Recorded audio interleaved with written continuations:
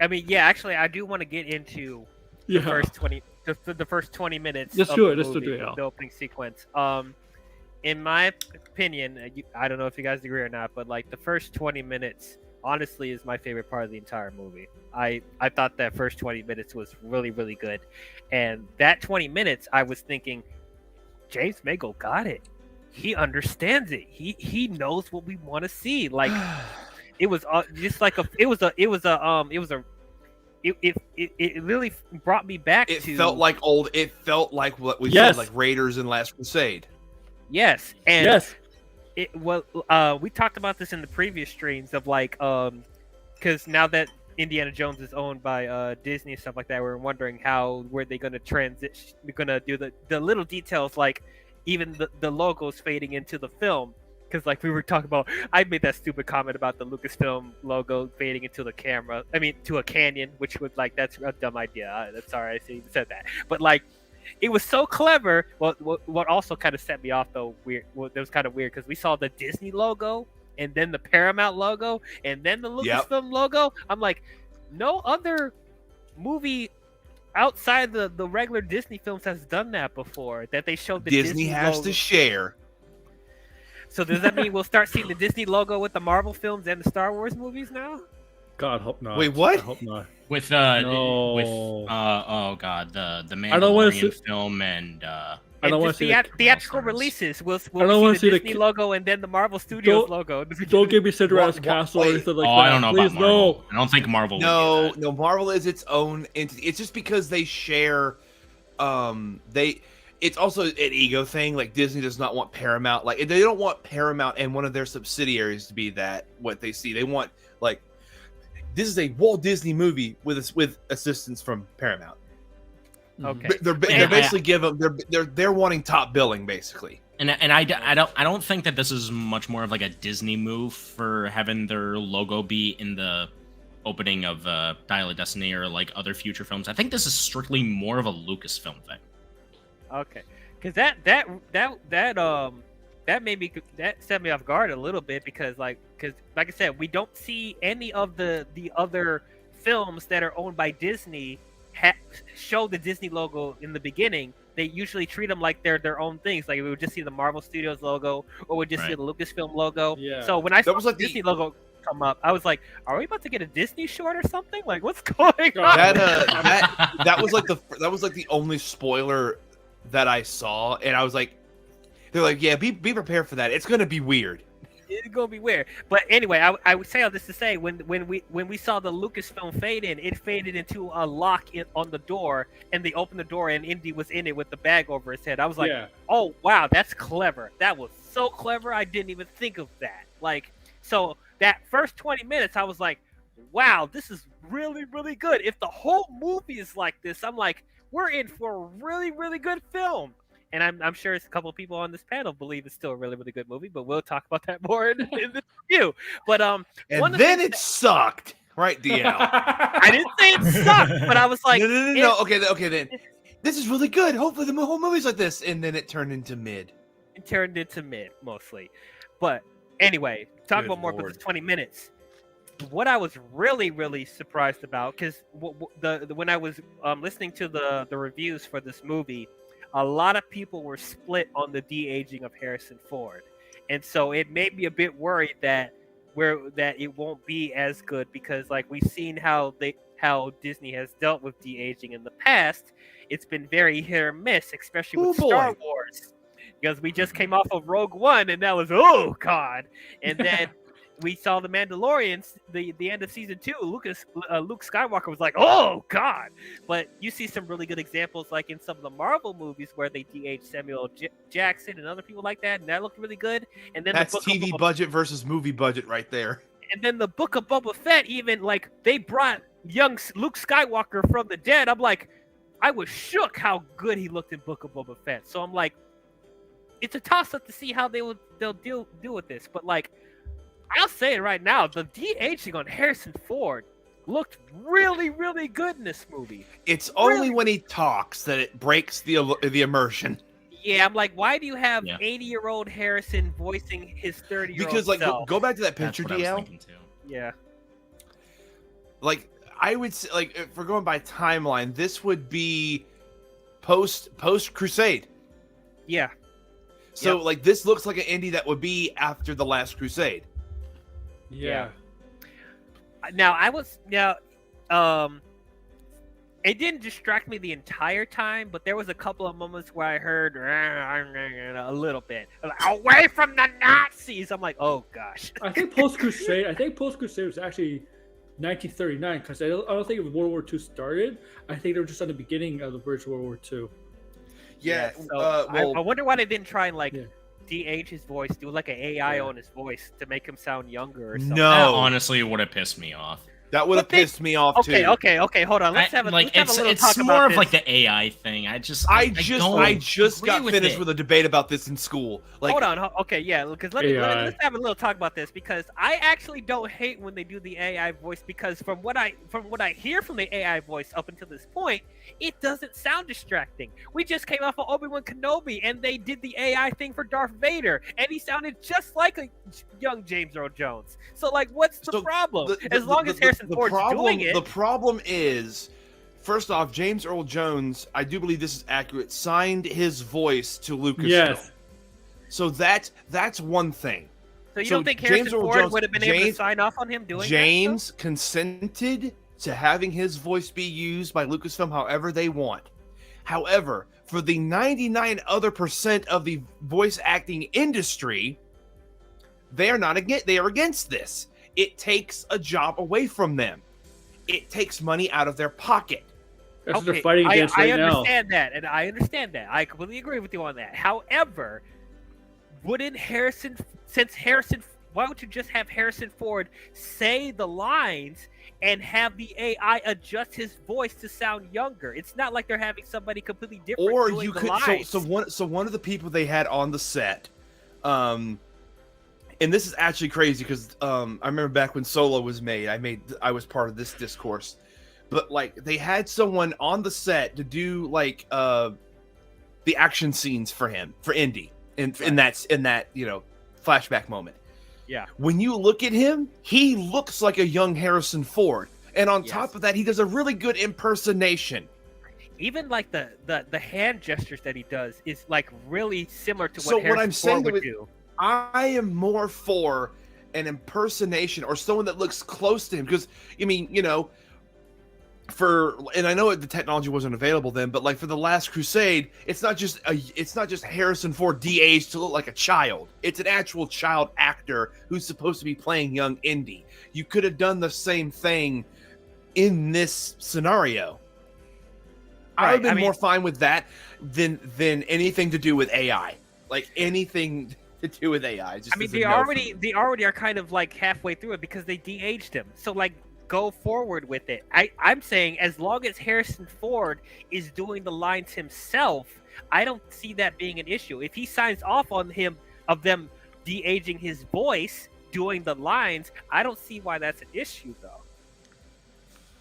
Because they already de-aged his face. So it's like they're already using AI to make him look younger. So go further with it. Here's a better option that they could have gone for, and this may be completely out of left field. I was just kind of thinking about this. Is that like, we know that Indiana Jones is like known for like we know that he likes to talk every once in a while. What if in that whole sequence he only said like maybe like one or two lines? Well, that would be kind of out of character for it because like out of character, yes. But to keep up with the realism of like the de-aged face, to avoid having so much of an 80-year-old Harrison Ford, give him maybe like 2 or 3 lines, and don't overwork the guy in the recording room. Well, though that's even again, in an impersonation would have sounded better than either AI or 80-year-old Harrison. I'm trying to think of that kid's name. Yeah, I know what kid you're talking about too. I saw a video of him, and I'm like, we should have got him as the young Solo. He should have been in Solo as Han Solo. He should have been, but they probably did want to do an impersonation of him, but Harrison Ford wanted to do the lines himself. That's probably why they didn't do an impersonation of him. Harrison, I love you, man, but damn it, like no. I know, which is like as I said. Like I respect. Imagine him for telling wanting to- Harrison Ford no, though. right, How well right. that's Yeah. gonna go. Yeah, And, it's like be I like, what? respect him for like wanting to keep as much authenticity with it, but it's just like you sound old. You do. For this moment, sit back, relax, stay under that nice umbrella, just relax. Like And let this young guy do your job for you. yeah, it's like as I said, You're I'm still already getting paid. You're still getting Exactly. paid, so you can't Yeah. complain. You can't be a boomer about it. Just sit back. just sit back, and he is a boomer. Sit back Yeah. and he Yeah. is. relax. Just enjoy the shade. He's grumpy as the I don't like see- the sun. He said, if you had, IGN did an interview, he was like, if you had the dial of destiny, where would you want to go? Home. I haven't been home in a while. I've been home in a while. I miss my dog. I had a lot of fun memories with that dog. But anyway, like, but as I said, because I was really impressed. Even like, as I said, the mannerisms, the physicalness of, they got the physicalness of Harrison with that, with the whoever was doing the body double for his younger self. They even got that down. I was like, wow. I think that was the guy. detail. What is his name? I'm gonna keep getting upset if I don't think of him. What is his name? Look up stunt double. The body double. The The body double. Yeah, I want to know the body double's name now. I'm getting so irritated Body double. because I don't want to just refer to him as that guy. Like that's a person that did a job. I want to know who did the job. The Indiana. guys that do a lot of stunts. Yeah. You're the real star. What is his name, and how do I find him so I can hire him? Honestly, to do a independent Indiana Jones project, yeah, an Mhm. indie film of indie. Indie film of indie. Indieception. Indieception. Deception. Interception. Oh my God. Interception. Oh my god. Jesus. Indie Indie Stellar. interception. Hey. Interstellar. Indiana. Indie Stellar. No. Oh God, no. Indie. Oh, Don't I even can't get me do the started Vic on that Armstrong. Right? Oh yeah. I just looked. Yeah. You're right. Vic Armstrong. Yep. word. No, that's not him. Well, actually, no. That was for he was the one for the original trilogy. Yeah. Let me. Sorry, this is gonna Wait a minute, bother I'm us, getting ladies and so gentlemen. upset. We're Where gonna is halt this? it right now. That's not him Uh, either. Where That's is probably he? Tom Cruise. Tom Cruise. Oh is God. Imagine if it actually was Tom Cruise. Tom Cruise. First of all, he's too short, but That's true. Facts. That's actually facts. Tom Cruise should play the MCU's next Wolverine after Hugh Jackman. No. he's 60 years old. No, I don't want that. Here he is. Anthony, He's 60 years old, and no, he's already his said that he name- wants to Well, live until. Wolverine- his He's Wolverine- already said that he wants to do 100 Mission Impossible movies until he's 80. Anthony Ingruber. Anthony and Gruber. Okay. That is the man Anthony that looks Gruber? like a young. He looks very similar to a young Harrison Ford, and he also does a really good impersonation. Like Oh, yeah, even the- Harrison himself was impressed. Oh, Oh, yeah, so I the guess person I that guess we when they wanted reboot to the Indiana Jones film, so they're gonna hire him to be Indy. Well, no, that's what they did for they did that for he was one of like the body doubles. But like, is this his YouTube channel? Yeah, this is him, but I'm not gonna pull it up. But yeah, let's get back to it. But yeah, I thought the de-aging on it. Now there was a couple of moments where his face did look a little rubbery. There was a couple of moments where I saw that, but that was it. Most of the time, like the de-aging looked really, really good on him. And I think in the next 5 to 10, well, actually, I'll give it 10 years. The next 10 years, we're gonna be shook with how good the de-aging looks. We're gonna be like Yes. scared, like they like went back in time. But anyway, but yeah, that whole train sequence I thought was really, really good. To what you were saying, Aaron, though, there were a couple of moments where the physics didn't quite make sense, as you said, when Indy was about to be lynched, and then the missile came in and blew up everything, and then he was just hanging by the thing. But I'm sorry, but I remember when my ancestors were lynched by that. That broke their necks. whoa, wait, And- what? Yeah. Oh, good God. Wait, what? Hang on. Hold up. Wait a minute. You heard what I said? I said No, I did not. when my ancestors were enslaved and they were being hanged by those lynches, that instantly broke their neck. That instantly broke their neck. So Harrison, Indy's neck should have been instantly broken. This can't be. That's a joke, by the way. I don't know if I actually have ancestors that were slaves, but like I just said that I just made that joke because I'm black.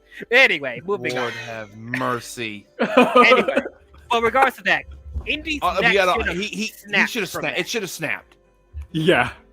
That was weird. He must have the strongest neck in the world. Strongest neck in the world. That was very odd. And then, what was man?